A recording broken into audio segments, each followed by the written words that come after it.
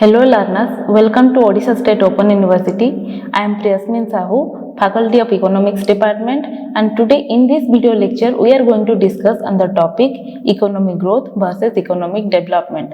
Before going into the topic, we must understand how the topic should be addressed from the point of view of a layman. As a layman must understood that these two are similar topics, but as a student of economics you must know that these two are not similar, but these two are very different concept in their own situation.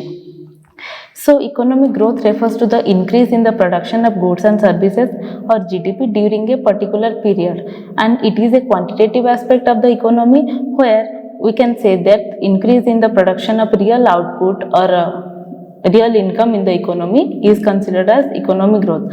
For example, if in the year of 2024, the economy had $20 billion of goods and services produced in the economy, while in the year of 2025, suppose the economy has $30 billion of goods and services produced. So we can say that the economy has grown from the previous year to this current year.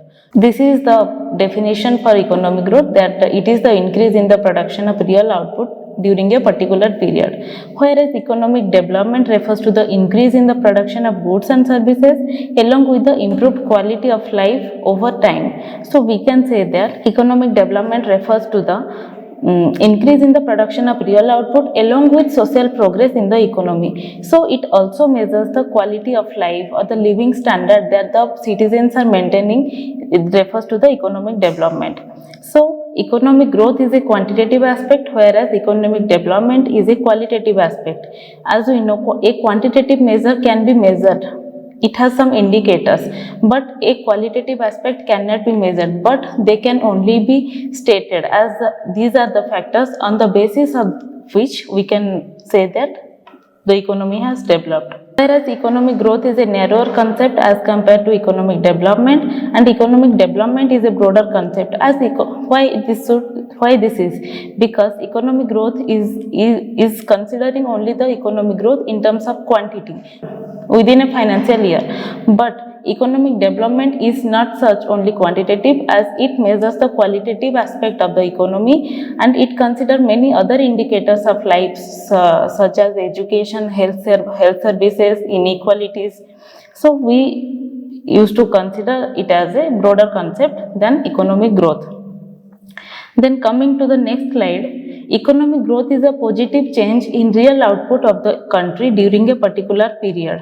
So we can say that economic growth is the change in the real output. What is real output? Real output is the produced goods and services by all the factors in the economy during a particular period, and it is one of the features of economic development. As we say that economic development consider economic growth along with the social progress. So economic growth is a part of economic development. Increase in national income or GDP of the country implies economic growth. It relies on the factors like investment, labor, technology, etc. These are the real factors which indicate economic growth. Like suppose investment has grown from previous year to this year, we can say that the economy has grown because investment has a multiplier effect. It can give rise to multiple amount of income in the economy. It focuses on the quantitative aspect of the economy only. Coming to economic development, which is a broader concept than the economic growth, it focuses on the qualitative measure of the economy because it considers factors like educational services, sanitation facilities, health facilities, and the inequalities in the economy. These are the concepts which makes the economic development as a qualitative aspect of the economy. In simple words, it includes social progress along with economic growth. Economic development of a country can be measured using indicators like Human Development Index, illiteracy rate, life expectancy, inequality. So, in the early stage of the country, life expectancy was low. People were dying at the age of 33, 40, but as the country has developed from till now, the people are living to the age of 60, 70, 80 because of better health facilities, educational services, because of their increased standard of living.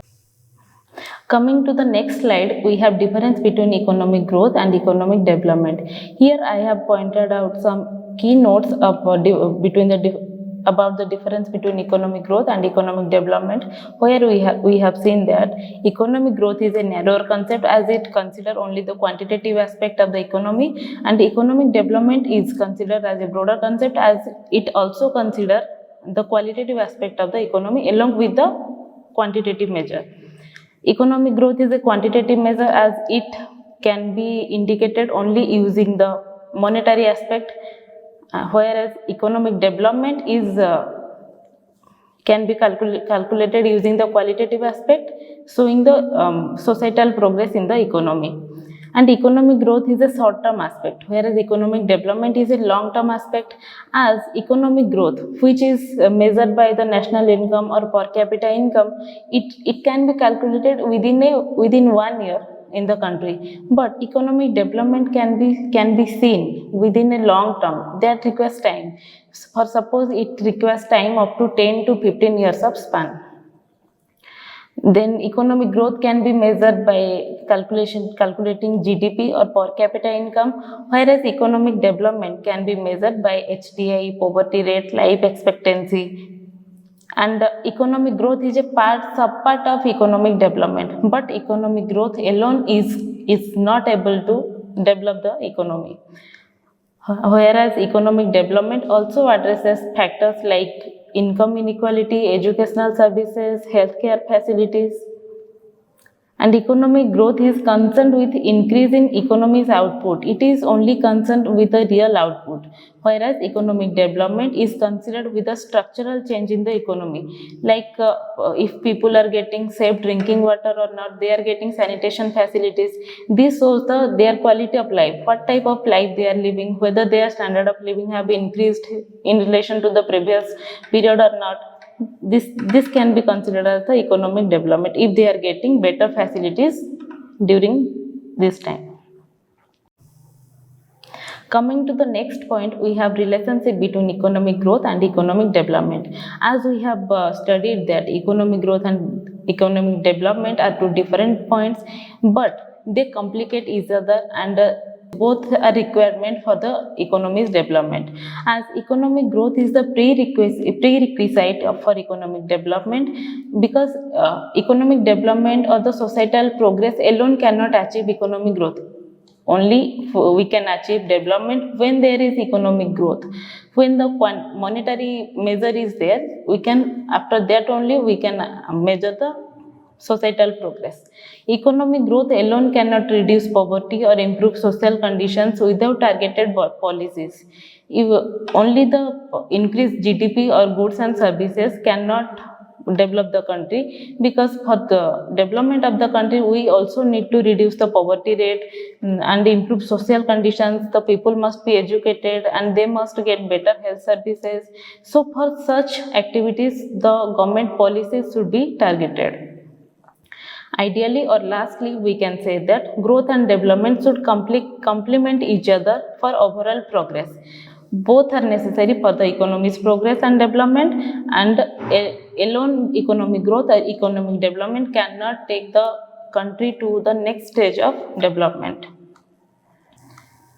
Then coming to our last slide, that is the conclusion. While economic growth aims at increasing overall economic output, economic development aims at improving the quality of life.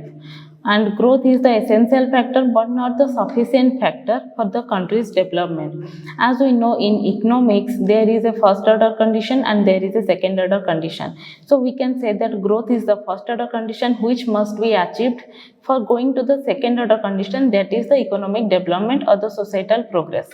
And lastly, policies should empower inclusive growth that also tackles poverty and inequality. So here government also takes an important role to achieve inclusive growth or for economic development, which should be a balanced growth process which can tackle problems like poverty and inequality.